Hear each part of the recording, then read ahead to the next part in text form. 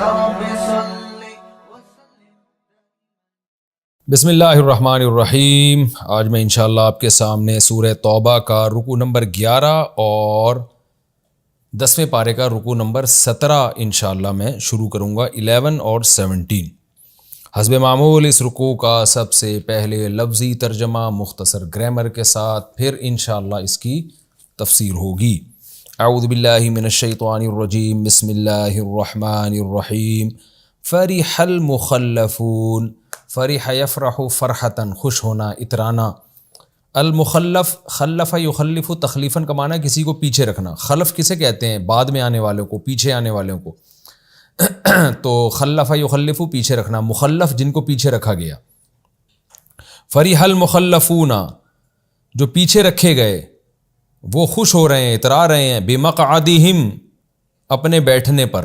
مقعد قعود سے نکلا ہے، قعود مصدر ہے، مقعد مصدر کے معنی میں بھی استعمال ہوتا ہے، اور جو کولے ہیں ان کو بھی مقعد کہا جاتا ہے، بیٹھنے کی جگہ کو بھی مقعد کہا جاتا ہے، اور یہ ورب بھی ہے، بیٹھنا۔ فرح المخلفون، وہ لوگ جن کو پیچھے رکھا گیا وہ خوش ہو رہے ہیں، بمقعدہم، اپنے بیٹھنے پر، یعنی جنگ میں نہ جانے پر وہ خوش ہو رہے ہیں جن کو پیچھے رکھا گیا۔ تفسیر میں اس کی ڈیٹیل بتاؤں گا انشاءاللہ۔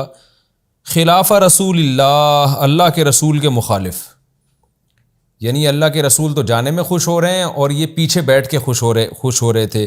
وَكَرِهُ، اور ناپسند کر رہے تھے اس بات کو، أَن يُجَاهِدُوا بِأَمْوَالِهِمْ وَأَنفُسِهِمْ فِي سَبِيلِ اللَّهِ، کہ جہاد کریں اپنے مال اور جانوں کے ساتھ اللہ کی راہ میں۔ اس بات کو ناپسند کیا انہوں نے۔ وَقَالُوا، اور کیا کہا، لَا تَنْفِرُوا فِي الْحَرِّ، حر کہتے ہیں گرمی کو، نفر ينفروا، نفیرن نکلنا، کوچ کرنا۔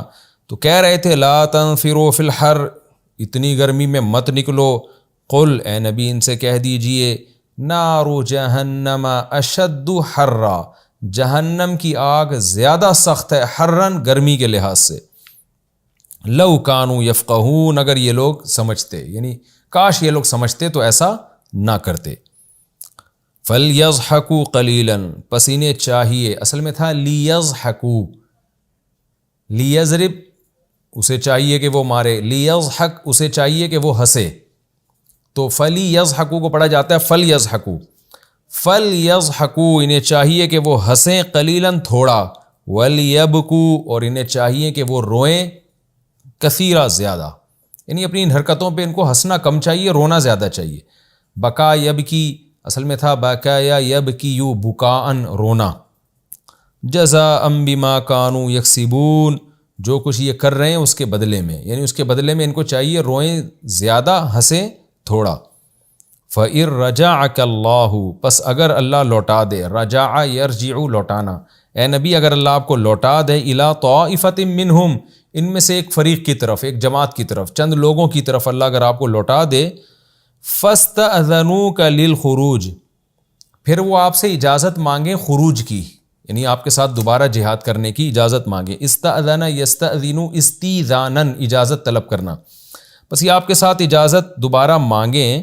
فقل، تو ان سے کہہ دیجئے، لن تخرجوا، تم ہرگز نہیں نکلو گے، معی، میرے ساتھ، ابداً کبھی بھی، ہرگز تم نے میرے ساتھ نہیں نکلنا۔ ولن تقاتلوا، اور ہرگز تم قتال نہیں کرو گے، معی، میرے ساتھ، عدواً کسی دشمن سے۔ انکم، بے شک تم، رضیتم، راضی ہو گئے، بالقعودی، بیٹھنے پر، اول مرتن، پہلی مرتبہ میں، یعنی تبوک میں جب تم بیٹھنے پر راضی ہو گئے تو اب آئندہ تمہاری کیا سزا ہے، فقعدوا، تم بیٹھو، مع الخالفین، پیچھے رہ جانے والوں کے ساتھ، یعنی اگلی جنگوں میں اب تم پیچھے رہ جانے والوں کے ساتھ ہی بیٹھو، تمہیں جانے کی اجازت نہیں ہے۔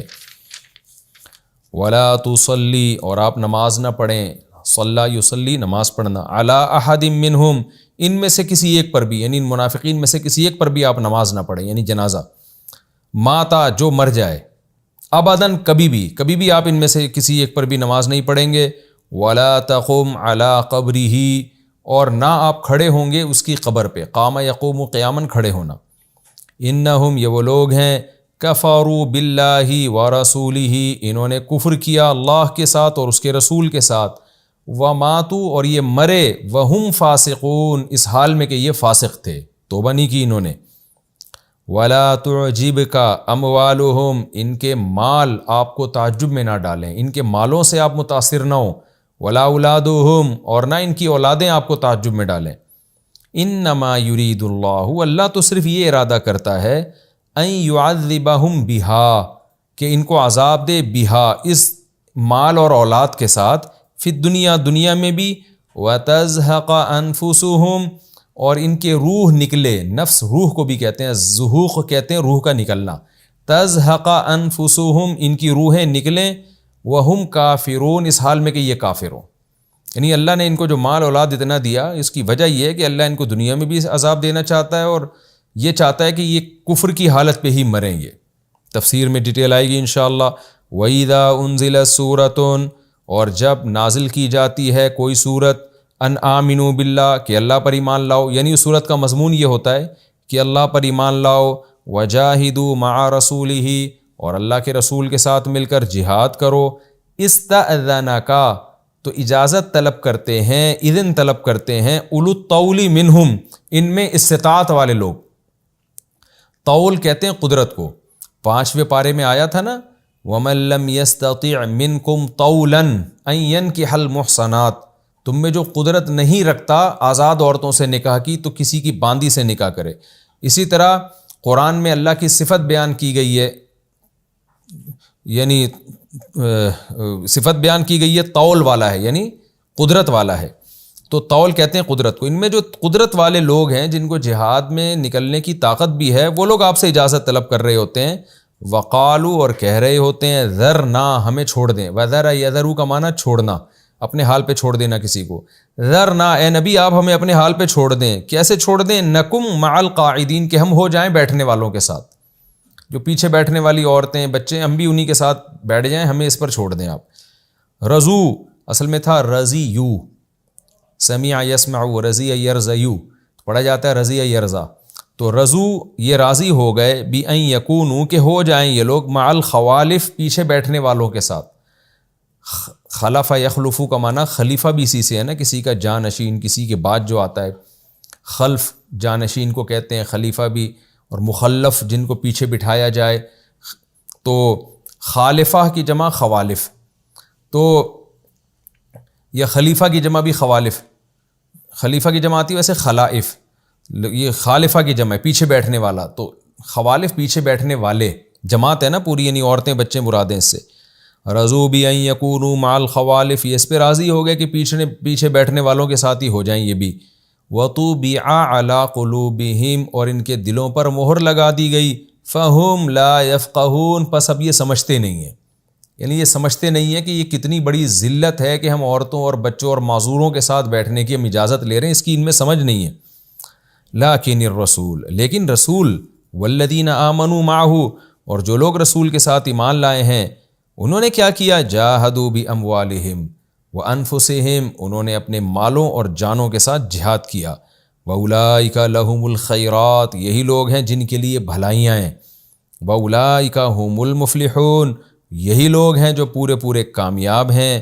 اعد اللہ لہم جنات، تیار کر رکھا ہے اللہ نے ان کے لیے باغات کو، تجری من تحتها الانہار، جن کے نیچے نہریں بہتی ہیں، خالدین فیہا، ہمیشہ ان باغات میں رہیں گے، ذالک الفوز العظیم، یہ بہت بڑی کامیابی ہے۔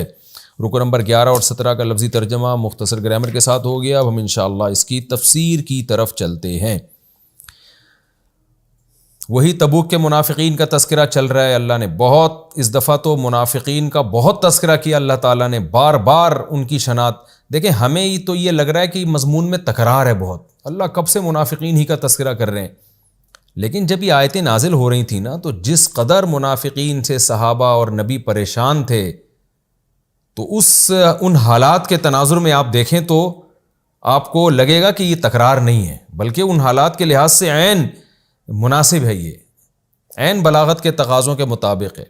اور منافقین یہ آیتیں سن کے کتنا پریشان ہوتے ہوں گے کہ ان کی کیسی پول پٹیاں کھولی جا رہی ہیں، اور ہمارے لیے اس میں بھی بڑے بڑے اسباق ہیں، بار بار ان آیتوں کا تکرار ہو رہا ہے، آج بھی ہمارے صفوں میں منافقین موجود ہیں، اور ان کی حالات کے مشکل وقتوں میں پیچھے بیٹھتے ہیں۔ دیکھیں جہاد تو قیامت تک ہوتا رہے گا نا، تو جب بھی مجاہدین یہ آیتیں پڑھیں گے تو ان کو کتنا حوصلہ ملے گا. ہم تو صوفوں پہ بیٹھ کے یہ آیتیں پڑھ رہے ہیں, گدوں پہ بیٹھ کے ان آیتوں کو سن رہے ہیں, اس لیے ہمیں لگتا ہے کہ اللہ تعالیٰ بار بار منافقین کا تذکرہ کیوں کر رہے ہیں. لیکن جب آپ میدان جنگ میں ہوتے ہیں, جہاد میں ہوتے ہیں, پھر خدا کی قسم ان آیتوں سے ایسی موٹیویشن ملتی ہے, اور جو پیچھے رہ جانے والے ہیں نا ان پر یہ آیتیں ایسے بجلی بن کے گرتی ہیں. آج بھی فوجیوں میں بہت سے ایسے ہوتے ہیں جو جنگوں میں اپنے دوستوں کے ساتھ نہیں دیتے, پیچھے رہ جاتے ہیں, جھوٹے بہانے تراشتے ہیں. تو جب وہ آیتیں پڑھیں گے نا ان کو پتہ لگے گا کہ قرآن نے کیسے ہماری پول پٹیاں کھولی ہیں. تو چونکہ جہاد قیامت تک رہے گا, اللہ نے جتنی بھی موٹیویشن سے متعلق آیتیں تھیں, اور جو بہانہ باز قسم کے 2 نمبر لوگ ہوتے ہیں, مصیبتوں میں قوم کا ساتھ چھوڑ دیتے ہیں, ان کے حالات کو اللہ نے کھول کھول کے بیان کیا. تو یہ آیتیں آج کے منافقین پر بھی بجلی بن کے گرتی ہیں یہ آیتیں. تو اس لیے اللہ کھول کھول کے بیان کر رہے ہیں, کیونکہ یہ حالات بہرحال قیامت تک پیش آتے رہیں گے. مسلمانوں میں لڑائی بھی رہے گی, اس میں منافقین بھی رہیں گے. تو میدان جنگ میں ان آیتوں سے بڑی موٹیویشن ملتی ہے, اور جو پیچھے بھاگنے والے ہیں ان کے بارے میں احساس ہوتا ہے ذلت کا, کہ کیسے برے لوگ ہیں جو جنگ کے موقع پہ اپنے ساتھیوں کا ساتھ چھوڑ دیتے ہیں. تو اس لیے اللہ کہتا ہے فرح المخلفون, جن کو پیچھے رکھا گیا. سوال پیدا ہوتا ہے منافق تو اپنی مرضی سے پیچھے رہے, تو اصل میں یہ بھی ایک قسم کا عتاب ہے, غصے کا اظہار ہے کہ اصل میں تم پیچھے رہے نہیں ہو. قدرت نے, اللہ نے تمہیں جنگ میں جانے کی توفیق ہی نہیں دی. تم اتنے برے تھے کہ تم سے یہ نیکی کی توفیق سلب کر کے گویا اللہ کی طرف سے تمہیں پیچھے رکھا گیا ہے. تو یہ بھی ایک ان کی برائی کو بیان کرنے کے لیے. اس کی مثال ایسے جیسے ہم کبھی کوئی نیکی کے کام میں جا رہے ہوں اور کوئی بہت اچھا کام کرنے جا رہے ہوں, غریبوں کو کہیں کھانا کھلانا ہے, تو کچھ سیٹھ ایسے ہیں جو بڑے کنجوس ہیں اور بری عادتوں کے مرتکب ہوتے ہیں. ان کو ایسے موقع پہ سخاوت کا موقع ہی نہ ملے, توفیق ہی نہ ملے, تو ہم کیا کہتے ہیں, بھائی اللہ چاہتا تھا کہ تو یہ نیکی نہ کر, اس لیے تو نے یہ خود نہیں کی, بلکہ اللہ تو چاہتا ہی نہیں تھا, اللہ کی طرف سے تجھے توفیق ہی نہیں ملی ہے. یعنی توفیق بھی تو اللہ کی طرف سے, نیکی کی توفیق مل جانا یہ بھی تو ایک اللہ کا فضل ہے نا. تو ایسے موقع پہ ہم محاورے میں بھی یہ لفظ استعمال کرتے ہیں کہ یار اصل میں تو یہ نہیں ہے کہ تو نے نیکی نہیں کی, بلکہ اللہ چاہتا ہی نہیں کہ تو کوئی اچھا کام کرے, اللہ کو گویا تجھ سے اتنی نفرت ہے. تو اسی طرح یہی اصطلاح اور یہی محاورہ استعمال کیا گیا منافقین کے لیے, گویا کہ یہ اتنے برے لوگ ہیں کہ یہ پیچھے رہے نہیں ہیں, بلکہ اللہ کی طرف سے ان کو پیچھے رکھا گیا ہے, اور مخلص لوگوں کو آگے آنے کی توفیق دی گئی ہے تاکہ ان کا مخلص ہونا ثابت ہو جائے. تو اس لیے قرآن نے یہ الفاظ استعمال کیے, ورنہ حقیقت یہ تھی کہ منافقین پراپر اپنے ارادے سے, خود سے, اپنے اختیار سے پیچھے رہے تھے. ایسا نہیں ہے کہ اللہ کی طرف سے کوئی ان پہ زبردستی تھی کہ تم پیچھے ہی رہو گے, ایسا کچھ نہیں ہے. فرح المخلفون, وہ لوگ جن کو پیچھے رکھا گیا وہ خوش ہو رہے ہیں, اترا رہے ہیں, بمقعدہم, اپنے بیٹھنے پر اترا رہے ہیں. بھائی اتنی مشکل جنگ تھی اور اتنی مشکل حالات تھے, شکر ہے ہم نہیں گئے. خلاف رسول اللہ, اور اللہ کے رسول کے مخالفت میں, یعنی نبی تو جانے پہ خوش ہو رہے ہیں, تو یہ نبی کے برخلاف پیچھے بیٹھنے پہ خوش ہو رہے ہیں. حالانکہ سب سے زیادہ جان نبی کی قیمتی ہے, اور سب سے زیادہ آرام کا خیال تو نبی کا ہونا چاہیے. نبی جب اپنے آرام کا خیال نہیں کر رہے, وہ اس شدید گرمی میں نکل رہے ہیں اور شہادت کے متلاشی ہیں, تو نبی کو چھوڑ کے پیچھے رہ جانا, یعنی ایک عام پیچھے رہ جانا ہوتا ہے, ایک پیغمبر کے برخلاف پیچھے رہ جانا ہوتا ہے, تو بہت بڑا جرم ہے. اور اس جرم پہ پھر خوش بھی ہونا. قرآن کہہ رہے ہیں یہ ایسے بدبخت لوگ ہیں کہ نبی کے برخلاف پیچھے بیٹھنے پر یہ خوش بھی ہو رہے ہیں اور ناپسند کر رہے ہیں اس بات کو کہ اللہ کی راہ میں اپنے مال اور جان کے ساتھ جہاد کریں. حالانکہ مسلمان کے لیے تو یہ خوشی کا موقع ہے. وقالو, اور کیا کہہ رہے ہیں, لا تنفروا فی الحر, یعنی خود بھی پیچھے نہیں جا رہے اور دوسروں کو بھی روک رہے ہیں, اور کہہ رہے ہیں لا تنفروا فی الحر, کیونکہ شدید گرمی میں تبوک ہوئی ہے, کہہ رہے ہیں اتنی شدید گرمی میں مت نکلو. یعنی دوسرے مسلمانوں کو بھی خراب کر رہے ہیں, اور منافقین کو تو کر ہی رہے ہیں خراب. آج بھی ایسے لوگ ہیں جو اس طرح کی باتیں کر کے آپ کو ڈی موٹیویٹ کرتے ہیں. تو قرآن کہہ رہا ہے قل, اے نبی ان سے کہہ دیجئے, نار جہنم اشد حرا, جہنم کی آگ اس سے بھی زیادہ سخت ہے جتنی تبوک کی گرمی ہے. فَإِرَّجْ لَوْ كَانُوا يَفْقَهُونَ, کاش یہ لوگ سمجھ جاتے. یہ کاش انسانوں والا کاش نہیں ہے, ایک محاورے کے طور پہ استعمال کیا جاتا ہے. یعنی اللہ تعالیٰ گویا یہ کہہ رہے ہیں کہ یہ لوگ اس کی سمجھ رکھتے تو ایسا نہ کرتے. باقی اللہ کو تھوڑی کوئی کاش, اللہ تھوڑی کہتے ہیں کاش ایسا ہوتا, تو اللہ تو جو چاہتے ہیں ویسا ہو جاتا ہے. لیکن اللہ چونکہ میں نے بار بار تفسیر میں بتایا کہ اللہ ہم سے ہماری زبان میں اور ہمارے محاوروں میں کلام کرتے ہیں تاکہ ہمیں بات سمجھ میں آئے. فَلْيَضْحَكُوا قَلِيلًا، اللہ کہتے ہیں ان کو چاہیے کہ تھوڑا ہنسیں. وَلْيَبْكُوا كَثِيرًا، اور زیادہ روئیں.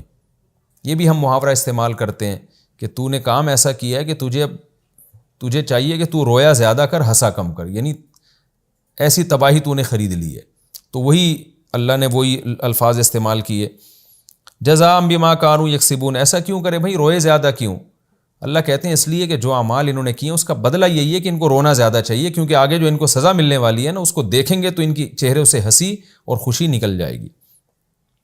فَإِن رَجَعَكَ اللَّهُ إِلَىٰ طَائِفَةٍ مِّنْهُمْ، اے نبی اللہ آپ کو جب ان میں سے کسی جماعت کی طرف لوٹائے، کیونکہ بہت سے ایسے ہیں جن سے اب آپ کی شاید ملاقات نہ ہو، کچھ مر چکے ہوں گے منافقین، کچھ مدینہ سے بھاگ چکے ہوں گے، تو جب بھی ان میں سے کسی جماعت کی طرف اللہ آپ کو لوٹائیں اور ان منافقین سے آپ کی بالمشافہ ملاقات ہو، اور پھر ذلت مٹانے کے لیے یہ کیا کریں، فَاسْتَأْذَنُوكَ لِلْخُرُوجِ، آپ سے آئندہ نکلنے کے لیے اجازت مانگیں، تاکہ جو تبوک میں یہ پیچھے رہ گئے نا اس کی ذلت ختم ہو، اور آئندہ جہاد میں آپ سے جب یہ اجازت مانگیں تو فقل، تو آپ نے ان کو کیا کہنا ہے، لن تخرجوا معی ابدا، ہرگز تم میرے ساتھ نہیں نکلو گے.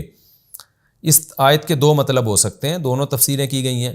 ایک تو یہ کہ اللہ کی طرف سے اب یہ فیصلہ ہے کہ تمہیں اب جہاد کے لیے محروم کر دیا گیا ہے، کیونکہ تم ہو منافق، مشکل غزوہ میں تم شریک نہیں تھے، اب کوئی آسان غزوہ ہوگی اس میں تم جاؤ گے، تمہیں یقین ہوگا فتح بھی ہونی ہے، مال غنیمت بھی ملنا ہے، تو اب تمہارے پاس یہ آپشن نہیں ہے.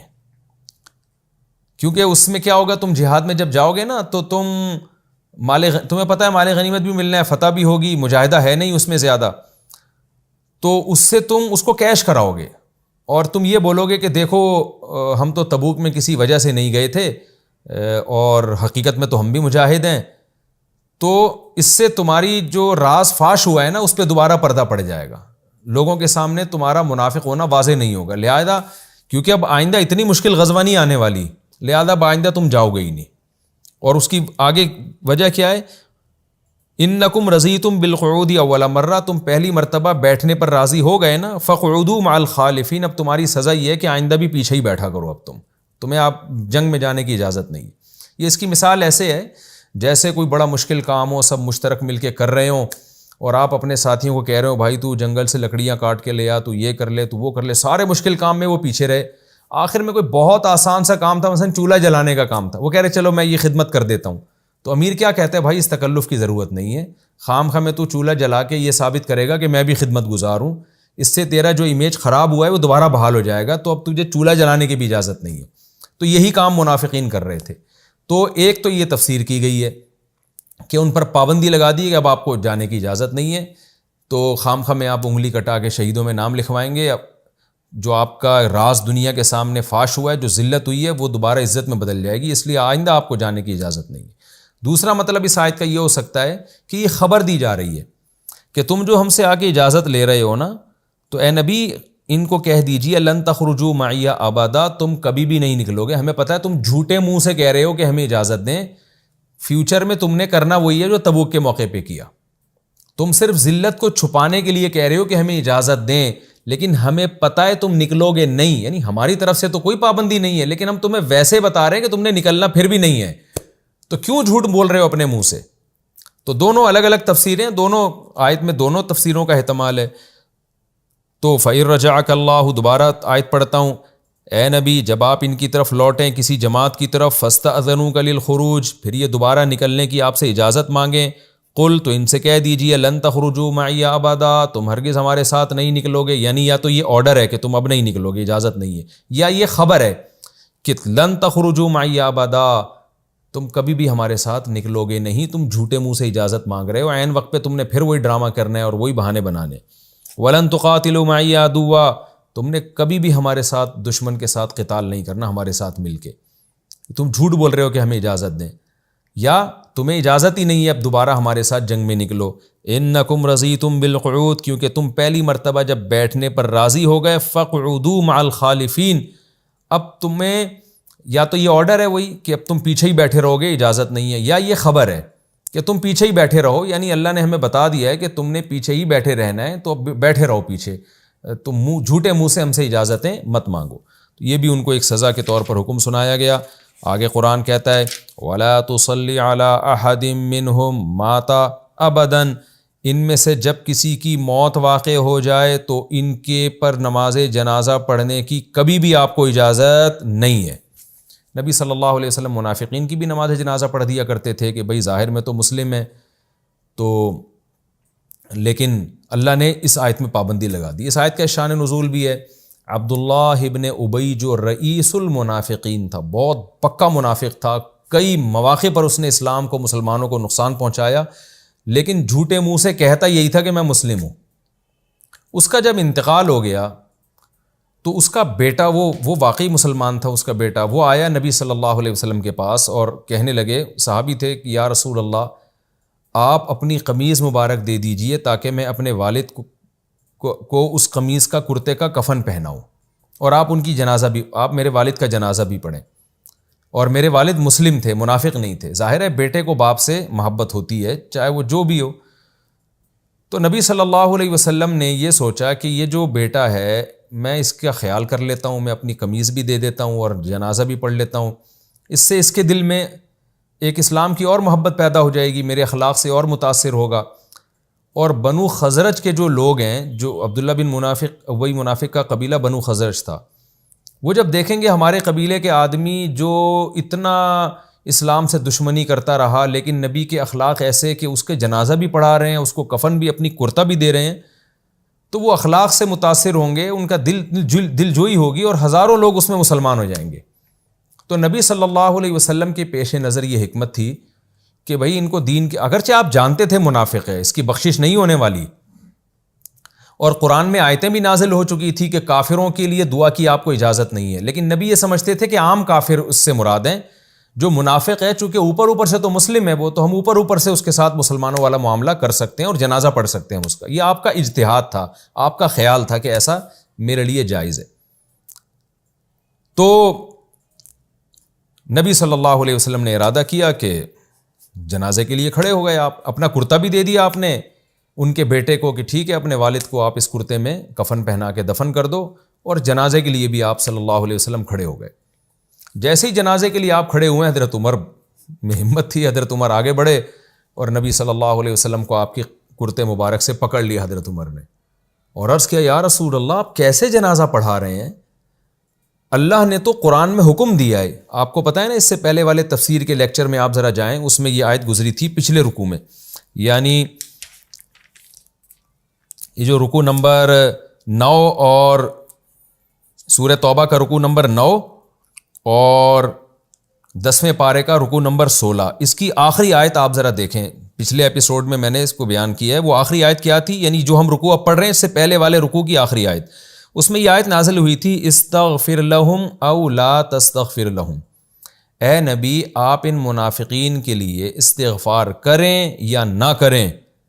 ان تستغفر لہم 70 مرتن، اگر آپ ان کے لیے 70 مرتبہ بھی استغفار کریں گے فلن یغفر اللہ لہم، اللہ ہرگز ان کی مغفرت نہیں کرے گا.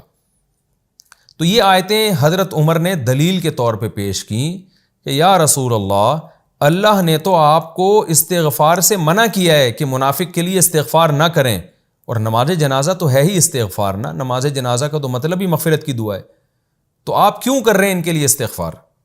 اب عبداللہ بن ابی منافق کی نماز جنازہ کیوں پڑھا رہے ہیں؟ اللہ نے تو منع کیا ہے. تو نبی صلی اللہ علیہ وسلم نے کیا جواب دیا کہ اللہ نے منع نہیں کیا. یعنی حدیث کا مفہوم میں آپ کے سامنے پیش کروں، یہ بخاری مسلم کی حدیث ہے، عبداللہ بن عمر سے روایت ہے کہ اللہ نے منع نہیں کیا، اللہ نے تو مجھے اختیار دیا ہے. اللہ نے تو یہ بتایا ہے کہ اب اس آیت کے لفظی ترجمہ دیکھیں، استغفر لہم او لا تستغفر لہم، اے نبی آپ ان کے لیے استغفار کریں یا نہ کریں. کیا مطلب؟ برابر ہے. اللہ نے مغفرت نہیں کرنی. اگر آپ 70 مرتبہ بھی مغفرت کریں کی دعا مانگیں گے پھر بھی مغفرت نہیں کرے گا.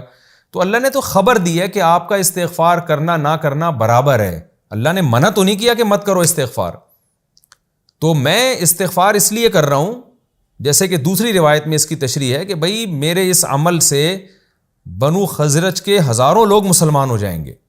تو کرنا تو وہی ہے جو اللہ نے کرنا ہے. اللہ نے مغفرت نہیں کرنی تو اللہ نہ کرے، ہمارا جو کام ہے ہم وہ کریں گے. یعنی میں نبی صلی اللہ علیہ وسلم کے اس عمل کی توجیہ بیان کر رہا ہوں کہ آپ صلی اللہ علیہ وسلم کے پیش نظر قرآن کی اس آیت کی مخالفت نہیں تھی، بلکہ نبی کی نظر میں اس آیت کی تفسیر یہ تھی کہ استغفار کرنا نہ کرنا برابر ہے۔ اس آیت سے صرف یہ پتہ چلتا ہے کہ میں 70 دفعہ بھی استغفار کروں گا تو بھی کچھ نہیں ہونے والا، لیکن اللہ نے اس میں منع نہیں کیا۔ کسی اور مصلحت سے اگر میں استغفار کرتا ہوں، جنازہ پڑھتا ہوں اور اس کے بیٹے کو اپنی قمیض دے دیتا ہوں تو وہ پابندی نہیں ہے، اس میں اللہ نے پابندی نہیں لگائی مجھ پہ۔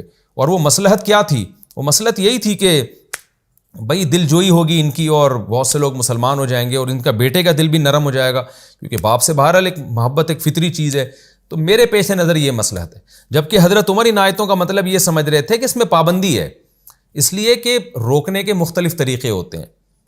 یعنی اللہ تعالیٰ جب یہ کہہ رہے ہیں نا کہ اے نبی آپ استغفار کریں نہ کریں، آپ 70 دفعہ بھی کریں گے نہیں مغفرت کروں گا، تو اس کا مطلب ہے کہ آپ نہ کریں، آپ یعنی یہ کام فضول عبث ہے۔ تو عبث کام جو ہے نا یہ حکمت کے منافی ہے۔ کوئی بھی دنیا میں ایسا نہیں ہے جو عبث کام کی اجازت دے دے، یعنی اللہ کی حکمت کے خلاف ہے کہ اللہ آپ کو ایک فضول اور لغو کام کی اللہ آپ کو اجازت دے گا۔ تو حضرت عمر اس آیت کی تفسیر کا مطلب یہ سمجھ رہے تھے کہ اس میں استغفار پہ پابندی ہے، کیونکہ پابندی لگانے کا ایک طریقہ یہ بھی ہوتا ہے کہ صاف لفظوں میں منع کر دیں یہ نہ کریں آپ، اور ایک طریقہ یہ بھی ہوتا ہے کہ آپ اگلے کو کہہ دیں بھائی تو مجھ سے جو ہے نا، جیسے میں ایک مثال دیتا ہوں، ایک آدمی آپ سے قرضہ مانگنے کے لیے آیا تو آپ نہیں دے رہے، وہ بار بار اصرار کر رہا ہے، تو آپ اسے کیا کہتے ہیں؟ بھائی تو 1 گھنٹہ بھی مجھ سے مانگتا رہے گا نا تو میں تجھے نہیں دوں گا۔ تو اس کا مطلب کیا ہوتا ہے کہ مت مانگو مجھ سے، یعنی جس کا جب کوئی نتیجہ ہی نہیں نکلے گا تو اپنا ٹائم ویسٹ کیوں کر رہے ہو۔ تو منع کرنے کا ایک طریقہ یہ ہوتا ہے کہ سراحتاً منع نہیں کیا جاتا، بلکہ یوں کہا جاتا ہے کہ تم مانگو نہ مانگو برابر ہے۔ تو حضرت عمر بھی اس آیت کا مطلب یہ سمجھتے تھے کہ جب اللہ کے نبی پر وحی نازل ہو گئی کہ اے نبی آپ ان مشرکین منافقین کے لیے استغفار کریں نہ کریں برابر ہے، 70 دفعہ بھی کریں گے تو بھی مغفرت نہیں کروں گا میں، تو اس کا مطلب یہی ہے کہ اللہ پابندی لگا رہے ہیں کہ نہ کریں، ایک فضول اور عبث کام ہے۔ جبکہ نبی صلی اللہ علیہ وسلم اس آیت کا مطلب یہ سمجھ رہے تھے کہ ٹھیک ہے رزلٹ تو یہ ہے کہ کچھ بھی نہیں ہوگا، لیکن پابندی تھوڑی لگائی ہے، میں کسی دوسری مصلحت سے کی نماز جنازہ پڑھ رہا ہوں اور مغفرت کی دعا کر رہا ہوں، وہ مصلحت کچھ اور ہے۔ تو اور نبی نے نماز جنازہ بھی پڑھائی اور کرتا بھی دیا۔ یہی وجہ ہے کہ حدیث میں آتا ہے کہ جب بعض حضرات نے اشکال کیا کہ آپ نے اس منافق کو اپنا کفن اپنا کرتا کیوں پہنایا، تو آپ نے کیا فرمایا کہ میرا کرتا جو ہے میں نے جو اس کو کرتا دیا ہے وہ اس کی بخشش نہیں کرا سکتا، یعنی میرے کرتے سے کچھ بھی نہیں ہونے والا، اس کو عبداللہ بن منافق ابئی کو فائدہ نہیں ہونے والا، لیکن کیا فائدہ ہے کہ دوسروں کو فائدہ ہوگا جو زندہ ہیں، وہ کہیں گے کہ بھائی نبی نے ہمارے قبیلے کے آدمی کو اتنی عزت دی ہے، تو ان کے دل میں نرمی پیدا ہوگی، وہ اسلام کی طرف مائل ہوں گے۔ تو میرے کرتے دینے نہ دینے سے کچھ بھی نہیں ہونے والا عبداللہ بن ابئی کا۔ تو اس کا مطلب نبی بھی یہ سمجھتے تھے کہ اس کی مغفرت ہونی نہیں ہے۔ اسی وجہ سے ایک اور صحیح حدیث میں آتا ہے کہ نبی صلی اللہ علیہ وسلم نے فرمایا، اللہ نے کہا ہے کہ اگر تم 70 مرتبہ بھی مغفرت کرو گے تو 70 مرتبہ بھی مغفرت کی دعا مانگو گے تو میں مغفرت نہیں کروں گا۔ اللہ کے نبی نے فرمایا اگر مجھے یہ اطمینان ہوتا کہ 70 سے زیادہ مرتبہ استغفار کرنے میں اس کی مغفرت ہو جائے گی تو میں 70 سے زیادہ مرتبہ استغفار کرتا تاکہ مغفرت ہو جائے، لیکن آپ نے 70 سے زیادہ مرتبہ استغفار کیوں نہیں کیا؟ اس لیے کہ یہ جو لفظ تھا نا 70 مرتبہ، یہ عربی میں 70 کا لفظ کسی چیز کی کثرت کو بیان کرنے کے لیے ہوتا ہے، عدد بیان کرنے کے لیے نہیں ہوتا۔ مثال کے طور پر آپ کے پاس ایک شخص آیا، آپ سے بار بار چندہ مانگ رہا ہے، پیسے مانگ رہا ہے، قرضہ مانگ رہا ہے، آپ کہتے ہیں بھائی تو 100 دفعہ بھی مانگے گا میں نہیں دوں گا، تو مطلب یہ نہیں ہوتا کہ تو 101 دفعہ مانگے گا تو میں دے دوں گا، مطلب جتنی دفعہ بھی مانگے گا میں نہیں دوں گا۔ تو قرآن کا بھی یہ مطلب تھا کہ اے نبی آپ 70 دفعہ بھی استغفار کریں گے تو مغفرت نہیں کروں گا۔ تو نبی بھی اس آیت کا یہ مطلب سمجھے کہ اس میں مراد یہ ہے کہ جتنی دفعہ بھی استغفار کروں گا مغفرت نہیں ہوگی، اس لیے آپ نے فرمایا کہ اگر 70 دفعہ سے زیادہ میں مجھے امید ہوتی نا کہ اس کی مغفرت ہو جائے گی تو میں 70 دفعہ سے زیادہ میں کر دیتا استغفار، لیکن ظاہر ہے مغفرت نہیں ہونی اس کی، چاہے میں 70 دفعہ کروں یا 70 سے زیادہ مرتبہ کروں۔ گویا آپ نے یہ بتا دیا کہ 70 کا مطلب یہاں 70 نہیں ہے، مطلب ہے کہ جتنی دفعہ بھی آپ استغفار کریں گے اس کی مغفرت نہیں ہوگی۔ تو نبی نے جو نماز جنازہ پڑھ لیا اور اس کو اپنا کفن دے دیا، اس کا مقصد عبداللہ بن ابئی منافق نہیں تھا، بلکہ اس کی قوم کو دین کی طرف راغب کرنا۔ اور حضرت عمر جو پیغمبر کے سامنے کھڑے ہو گئے اور آپ کو روکنے لگے سختی کے ساتھ، ان کا مقصد کیا تھا؟ وہ یہ سمجھتے تھے کہ بھئی اللہ نے تو جب پابندی لگا دی ہے تو آپ کیسے نماز جنازہ پڑھا رہے ہیں؟ تو دونوں کی رائے میں اختلاف تھا۔ حضرت عمر اس آیت کا مطلب سمجھتے تھے یہاں پابندی ہے، اور نبی سمجھتے تھے پابندی نہیں ہے، بس یہ بتایا جا رہا ہے کہ اس کا کوئی فائدہ نہیں ہے، فائدے سے مراد اس کی مغفرت نہیں ہوگی، لیکن میرے پیش نظر دوسرے فائدے ہیں، وہ کیا؟ اس کی قوم دین کی طرف مائل ہو جائے گی۔ لیکن یہ جو آیت ہے جو میں نے ابھی آپ کے سامنے پڑھی ہے، جس کی ہم تفسیر کر رہے ہیں وَلَا تُصَلِّ عَلَىٰ أَحَدٍ مِّنْهُمْ مَاتَ أَبَدًا، کہ ان کا جنازہ پڑھنے کی بھی ہے نبی آپ کو اجازت نہیں ہے، اس آیت کے بارے میں علماء کا اتفاق ہے کہ اس آیت نے حضرت عمر کے موقف کی تائید کر دی کہ اللہ کے ہاں جو مراد تھی نا استغفر لہم او لا تستغفر لہم، وہ مراد یہی تھی کہ اے نبی آپ کو جنازہ پڑھنے کی اجازت ہی نہیں ہے، کیونکہ ان کی کوئی فائدہ نہیں ہے ان کی مغفرت کی دعا مانگنے کا۔ یعنی یہ ایسے ہی ہے جیسے ایک آدمی آتا ہے اور بار بار آپ سے قرضہ مانگ رہا ہے، آپ کہتے ہیں تو 100 دفعہ بھی مانگے گا نہیں دوں گا، تو یہ خبر نہیں ہے بلکہ حکم ہے کہ نہیں مانگ، ٹائم ویسٹ نہ کر۔ تو حضرت عمر کی رائے بھی یہاں اللہ نے اس کی تائید کی۔ حضرت عمر جو فخر کیا کرتے تھے نا، اور محدثین نے بھی اس کا بہت تذکرہ کیا ہے کہ بہت سارے مقامات ایسے ہیں جہاں رسول اللہ صلی اللہ علیہ وسلم نے ایک اجتہاد کیا اور حضرت عمر نے بھی ایک اجتہاد کیا، تو بہت سارے مقامات پہ اللہ نے حضرت عمر کی تائید میں آیتیں نازل کی ہیں۔ دیکھیے خوب سمجھ لیں، بعض چیزیں ایسی ہوتی ہیں جن میں وحی آ کے 2 اور 2 4 کی طرح بات کو کلیئر کر دیتی ہے، وہاں تو کسی کا اجتہاد نہیں چلتا، نہ نبی کا، نہ عمر کا، نہ کسی اور صحابی کا۔ بعض ایسی مواقع تھے کہ اللہ کی طرف سے وحی نازل نہیں ہوئی تھی، تو نبی نے ایک رائے قائم کی، بعض صحابہ نے اس کے مخالف رائے قائم کی، اس میں ایسا ہوا کہیں نبی کی رائے صحیح تھی تو اللہ نے اس کی تائید میں آیتیں نازل کر دیں، کہیں اللہ نے بتا دیا کہ یہاں نبی کی سے اجتہادی خطا ہوئی ہے اور اس میں فلاں کی رائے صحیح ہے۔ ایسا بہت ملتا ہے ہمیں، تفسیر کے لیکچر میں اس کی کئی مثالیں آ چکی ہیں۔ تو اس میں یہ نہیں ہے کہ نبی معاذ اللہ غلط کر رہے تھے، بھئی آپ صلی اللہ علیہ وسلم بھی بشر تھے، ایک رائے قائم کرتے تھے، تو وہ اگر خطا ہوتی اس میں تو اللہ مطلع کر دیتے۔ اس لیے علماء نے لکھا ہے کہ اجتہادی غلطی پیغمبر سے بھی ممکن ہے، صحابہ سے بھی ممکن ہے، مجتہدین سے بھی ممکن ہے، لیکن پیغمبر کی اجتہادی غلطی اور ایک امتی کی اجتہادی غلطی میں فرق یہ ہے کہ امتی اگر اجتہادی غلطی کرتا ہے تو ضروری نہیں ہے کہ اللہ اس پر لوگوں کو مطلع بھی کریں کہ اس نے غلطی کی ہے، لیکن پیغمبر سے جب اجتہادی غلطی ہوتی ہے تو اللہ کبھی بھی پیغمبر کو اس غلطی پر قائم نہیں رکھتے، بلکہ اللہ تنبیہ کر دیتے ہیں کہ یہ خطا ہے، تاکہ پھر لوگ نبی کو اس میں فالو نہ کریں، کیونکہ ہمیں ہر چیز میں نبی کو فالو کرنے کا حکم دیا گیا ہے۔ تو جب ہر چیز میں فالو کرنا ہے تو نبی کو غلطی پر اللہ قائم نہیں رکھتے، خطا ہوئی اللہ فوراً تنبیہ کر دیتے ہیں کہ اس میں آپ سے خطا ہوئی ہے۔ تو نبی کی نظر میں جو اس آیت کی تفسیر تھی وہ یہ تھی استغفر لہم او لا تستغفر لہم، کہ آپ استغفار کریں نہ کریں برابر ہیں۔ تو نبی کی نظر میں اس آیت کی تفسیر یہ تھی کہ یہ اللہ کی طرف سے آپشنل ہے کہ جنازہ پڑھیں نہ پڑھیں، اللہ کی طرف سے اجازت ہے، پابندی نہیں ہے۔ لیکن حضرت عمر کی رائے یہ تھی کہ اس میں پابندی لگائی گئی ہے، تو اللہ نے وَلَا تُصَلِّ عَلَىٰ أَحَدٍ مِّنْهُمْ کہ کسی کا جنازہ پڑھنے کی آپ کو اجازت نہیں ہے، اس میں حضرت عمر کی رائے کی تائید کر دی کہ میں نے جو پہلے یہ کہا ہے نا کہ استغفار کریں نہ کریں برابر ہے، اس کا مطلب یہی تھا کہ کرنے کی اجازت نہیں ہے۔ تو یہ آیت بھی حضرت عمر رضی اللہ تعالیٰ عنہ کی فضیلت میں ایک بڑی آیت ہے، لیکن نبی صلی اللہ علیہ وسلم چونکہ جنازہ پڑھا چکے تھے، اس کے بعد آیت نازل ہوئی، تو اس لیے پھر اس کے بعد کبھی بھی نبی صلی اللہ علیہ وسلم نے کسی منافق کا جنازہ نہیں پڑھایا، جس کے بارے میں نبی کو پتہ ہوتا تھا یہ منافق ہے، آپ اس کا جنازہ کبھی بھی نہیں پڑھایا پھر آپ نے، اور نہ اس کے لیے کبھی استغفار کی۔ باقی یہاں ایک سوال پیدا ہوتا ہے کہ نبی کے پیش نظر بھی تو ایک اہم مصلحت تھی، وہ مصلحت یہ تھی کہ بھئی یہ اس کے قبیلہ مسلمان ہو جائے۔ تو دیکھیں قرآن نے پابندی اس لیے لگائی کہ آپ ایک مصلحت دیکھ رہے ہیں کہ اس کا قبیلہ مسلمان ہو جائے گا، لیکن دوسرے 2 نقصان ہوں گے۔ ایک یہ کہ منافقوں کو حوصلہ مل جائے گا، وہ کہیں گے اچھا بھئی اتنے بڑے بڑے منافقوں کو کرتے بھی دیے جا رہے ہیں اور جناب ان کے جنازے بھی ہو رہے ہیں، تو ہم بھی اگر نفاق پہ مر گئے تو کیا ہوا؟ تو اس سے ان کو اپنے نفاق پہ موٹیویشن مل جائے گی، ان کو اپنی برائی کا احساس نہیں ہوگا کہ ہم کتنے بڑے مجرم ہیں، بائیکاٹ ہونے میں ان کو احساس ہوگا۔ دوسری بات یہ کہ اپنے لوگوں کا دل بھی ٹوٹے گا۔ عبداللہ بن ابی منافق نے کتنے صحابہ کو بھی تو نقصان پہنچایا تھا، تو اپنے لوگوں کے کٹنے کا بھی اندیشہ ہوتا ہے کہ وہ دور ہو جائیں گے، کہ بھئی ٹھیک ہے آپ اس کے قبیلے کا تو خیال کر رہے ہیں لیکن اپنوں کا بھی تو خیال کرنا ہے نا، کہ ہمارے لوگ کہیں ہم سے دور نہ ہو جائیں اور کہیں کہ اتنے بڑے دشمن، اسلام دشمن کو آپ کرتا دے رہے ہیں، اس کا جنازہ پڑھا رہے ہیں. تو اس میں ہمیں بڑا سبق ملتا ہے کہ ہر چیز میں ہمیں اعتدال کی ضرورت ہے، کہ کوئی ایسا کام نہ کریں جس میں ایک طرف تو ہم دیکھ رہے ہوں فائدے ہیں لیکن دوسری طرف نقصان ہو. تو اس نقصان والی چیزوں کو بھی دیکھنا ہے کہ اپنے لوگ نہ ہم سے بدک جائیں. آج ہم نے دیکھا ہے کوئی بہت بڑا کھلے عام گنہگار ہوتا ہے، کبیرہ گناہ کا مرتکب ہوتا ہے، ساری دنیا میں سب کو پتہ ہے کہ بہت بڑا مجرم ہے یہ. بعض حضرات جا کے نا بعض اہل علم ہوتے ہیں اس کو اتنی تعریفیں کر رہے ہوتے ہیں اس کی، جیسے آپ بہت نیک ہیں، اور وہ علماء کہتے ہیں ہمارا مقصد اس کو دین کے قریب کرنا ہے. یہ نہیں دیکھ رہے ہوتے کہ آپ دین کے قریب کرنے کے لیے کھلے عام اس کی تعریفیں کر رہے ہیں.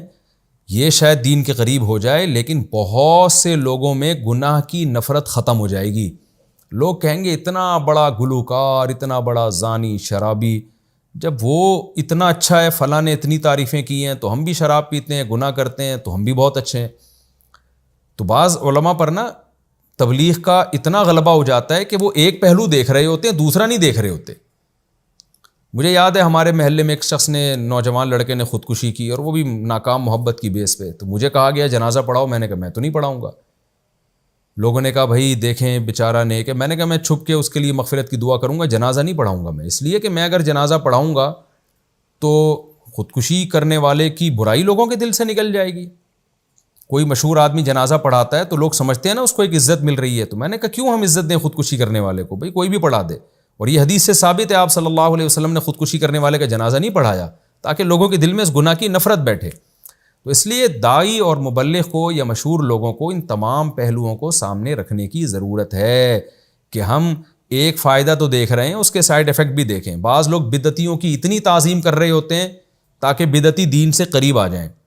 یہ نہیں دیکھ رہے ہوتے کہ اس سے بدعتیوں کے دل میں بدعت کی نفرت بھی ختم ہو رہی ہے اور اپنے لوگ کٹ رہے ہیں آپ سے. تو یہ سارے پہلوؤں کو سامنے رکھ کر کسی کی تعظیم کرنی چاہیے. اس آیت میں سے ہمیں یہی سبق ملتا ہے کہ حضرت عمر کا جو موقف تھا وہ اس بارے میں درست تھا اور اللہ نے تائید نازل کر دی.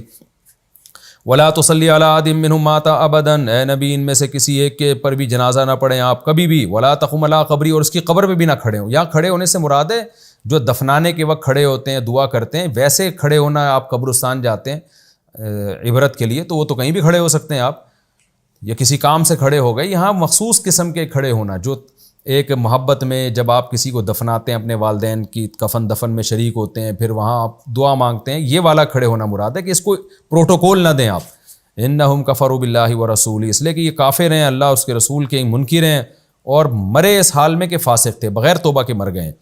ولا تعجبک اموالہم ولا اولادہم، ان کے مال اور اولاد آپ کو تعجب میں نہ ڈالیں. انما یرید اللہ ان یعذبہم فیہا فی الدنیا، اللہ ان کو دنیا میں بھی مال اور اولاد کے ذریعے عذاب دینا چاہتا ہے. دنیا میں عذاب کیسے ہوگا کہ مال اور اولاد کو دیکھ کر یہ اس خوش فہمی میں آئیں گے کہ اللہ ہم سے راضی ہے، جس سے یہ گناہوں میں اور زیادہ آگے بڑھتے چلے جائیں گے اور پھر یہ چیز بے سکونی کا ذریعہ، دنیاوی عذاب کا ذریعہ بنے گی. جیسے کہ گنہگار کو دنیا میں بھی اللہ اس کی زندگی تنگ کر دیتے ہیں. اور وَتَزْهَقَ أَنفُسُهُمْ وَهُمْ كَافِرُونَ، اور اس مال اور اولاد کی وجہ سے ایمان کی توفیق بھی نہیں ملے گی، کیونکہ مصیبتیں آتی ہیں تو انسان کا دل نرم ہوتا ہے. جب خوشحالیاں آتی ہیں تو اسی کفر پر قائم رہیں گے اور مریں گے اس حال میں کہ یہ کافر ہوں گے. یہ وقت چونکہ ہمارا مکمل ہو چکا ہے اور آیت کی تفسیر صورت رکوع ابھی باقی ہے، تو انشاءاللہ اسی رکوع کو ہم کنٹینیو کریں گے اگلے ایپیسوڈ میں. تو انشاءاللہ ہم اگلے ایپیسوڈ میں سورہ توبہ کا رکوع نمبر 11 اور 10ویں پارے کا رکوع نمبر 17 یہ ہم شروع کریں گے جی آیت نمبر 86 سے، یعنی وَإِذَا أُنزِلَتْ سُورَةٌ أَنْ آمِنُوا بِاللَّهِ. یہاں سے انشاءاللہ ہم تفسیر شروع کریں گے اگلے ایپیسوڈ میں. اللہ تعالیٰ سمجھنے کی، عمل کی توفیق عطا فرمائے. وَمَا عَلَيْنَا إِلَّا الْبَلَاغُ.